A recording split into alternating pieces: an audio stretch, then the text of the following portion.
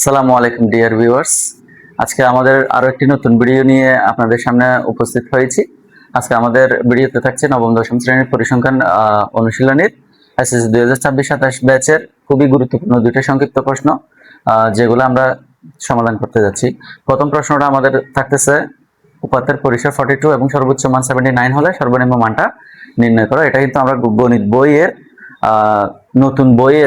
নতুন বইয়ের নবম দশম শ্রেণীর একদম শেষ দিকে পরিসংখ্যান অধ্যায়ের একদম শেষ পৃষ্ঠার মধ্যে সংক্ষিপ্ত প্রশ্ন দিয়ে এই প্রশ্নগুলো দেওয়া আছে সেখানে। সো আমরা এখন স্টার্ট করতে যাচ্ছি ক নম্বর প্রশ্নের সমাধানটা করতে গেলে আমাদের এখানে দেখা যাচ্ছে পরিসর হচ্ছে 42। সো আমরা লিখি পরিসর হচ্ছে 42। এরপরে আমাদের সর্বোচ্চ মানটা দেওয়া আছে, সর্বোচ্চ মানটা দেওয়া আছে হচ্ছে 79।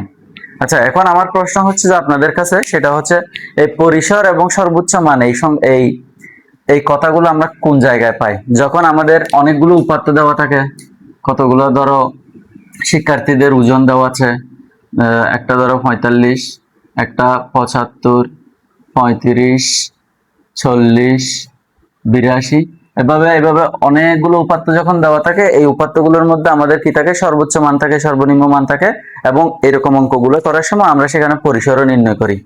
সো ঠিক এই অঙ্কগুলোর মধ্যে থেকে আমাদের এই প্রশ্নটা দেওয়া হয়েছে। আমরা তাইলে পরিসরটা সমান পাইছি 42 এবং সর্বোচ্চ মানটা পাচ্ছি 79।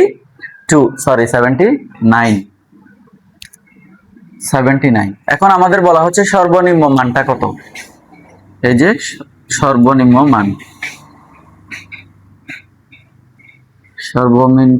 মান কত?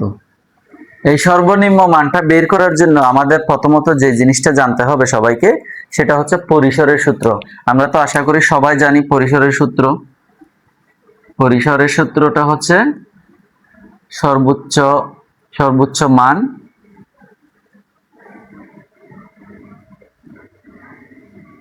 বিয়োগ সর্বনিম্ন মান যোগ 1। সো এখন আমরা এখানে মানগুলো বসানোর চেষ্টা করব। পরিসরের মানটা আছে আমাদের এখানে 42, এটা আমরা পরিসরের জায়গায় বসাই দিতে পারি। এখানে আমার হচ্ছে সর্বোচ্চ মানটা দেওয়া আছে 79, আমরা এখন 79টা এখানে বসাইতে পারি, মাইনাস আমাদের সর্বনিম্ন মান কিছু নাই, সেজন্য আমরা ওইখানে সর্বনিম্ন মানটা কতটাই লিখব, সর্বনিম্ন মান। এরপরে যোগ, এখানে আমরা 1 লিখি, 1। এরপরে এখন আমরা এখানে দেখতে পাচ্ছি +1 আছে। এই +1কে যদি আমরা পক্ষান্তর করি তাহলে হচ্ছে, অন্য পাশে যদি পক্ষান্তর করি তাহলে হচ্ছে এটা আছে আমার -1, আর এদিকে থাকতেছে 79 মাইনাস সর্বনিম্ন মান। আচ্ছা, এখন আমরা বিয়োগ করে দিতে পারি। 42 থেকে 1 যদি আমি মাইনাস করি তাহলে হচ্ছে 41, আর এদিকে আছে আমার কত? 79 মাইনাস সর্বনিম্ন মান। আচ্ছা, এখন আমি 79কে পক্ষান্তর করতে পারি। 79কে যদি পক্ষান্তর করি তাহলে 41 মাইনাস 79। এখানে 79 এর আগে আমাদের কিছু নাই, কিছু না থাকলে আমরা জানি ওখানে প্লাস থাকে, আর প্লাস 79 যদি আমরা পক্ষান্তর করে বিপরীত পাশে নিয়ে আসি তাহলে -79 হয়ে যায়, আর অন্য পাশে থাকে আমার মাইনাস সর্বনিম্ন মান। আচ্ছা, এখন আমার 49 থেকে 79টা মাইনাস করতে হবে, বাকি অংশটা আমি এদিকে করতেছি। 79 থেকে যদি আমি 41টা মাইনাস করি তাহলে আমার হচ্ছে 9 থেকে 1 গেলে থাকতেছে এদিকে 8, আর এদিকে 7 থেকে 4 গেলে থাকতেছে 3। ঠিক আছে, তাহলে এখানে যেহেতু আমার 79 এর আগে মাইনাস আছে, বড়টার আগে মাইনাস আছে, তাহলে আমার এদিকেও মাইনাসটা দিতে হবে, আর এদিকে থাকবে আমার কি? সর্বনিম্ন মান। এখন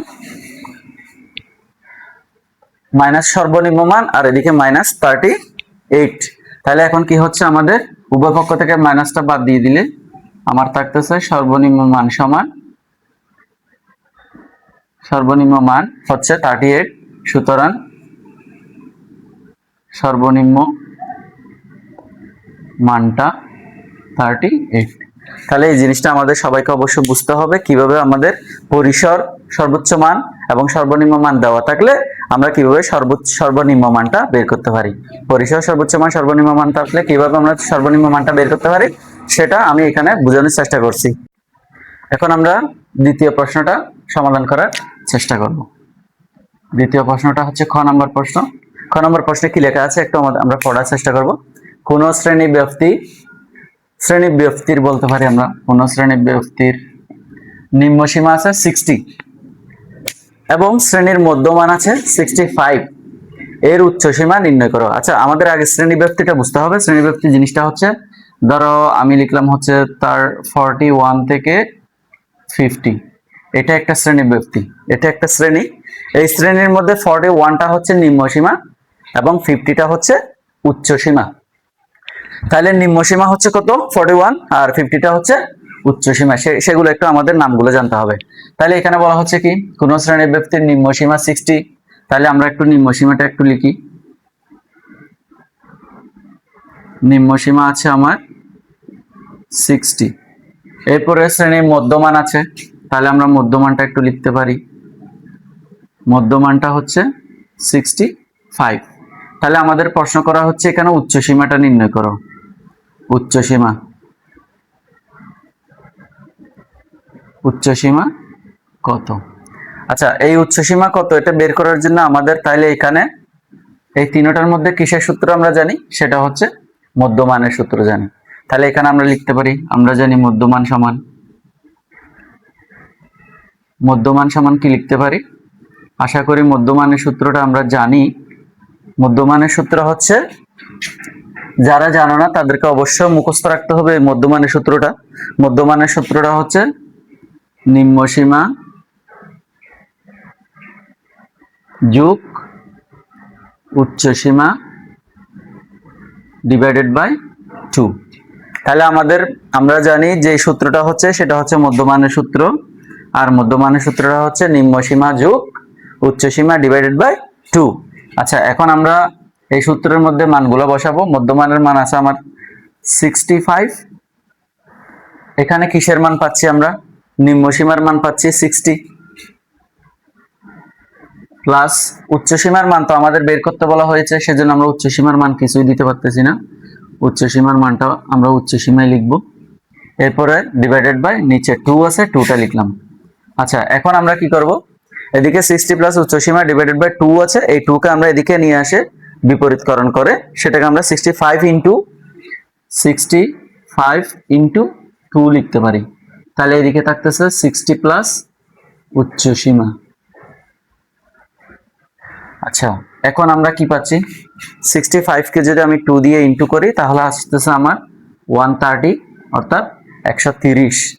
এরপর এদিকে পাচ্ছি আমি কত? 60 প্লাস উচ্চ সীমা, অর্থাৎ 60 প্লাস উচ্চ সীমা। এখন আমি পক্ষান্তর করে উত্তরটা বের করে নিতে পারি। তাহলে 130-এর এই পাশে প্লাস 60 আছে, ওইটা যদি এখানে পক্ষান্তর করি আমি তাহলে কি পাবো?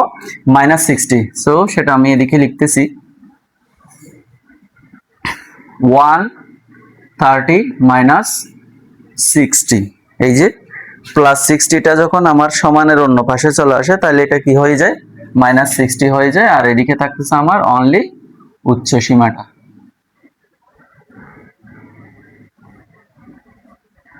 আচ্ছা, এখন আমি ফাইনালি অ্যান্সারটা পাচ্ছি কত? 130 থেকে -60 করলে তাহলে আমার উত্তরটা হচ্ছে 70। এটাই হচ্ছে আমাদের উচ্চ সীমার মান। তাহলে এখন আমি সুতরাং দিয়ে লিখতে পারি, সুতরাং উচ্চ সীমা হচ্ছে 70। আশা করি আমরা কিভাবে উচ্চ সীমা বের করব এই জিনিসটা খুব ভালোভাবে বুঝাইতে পারছি।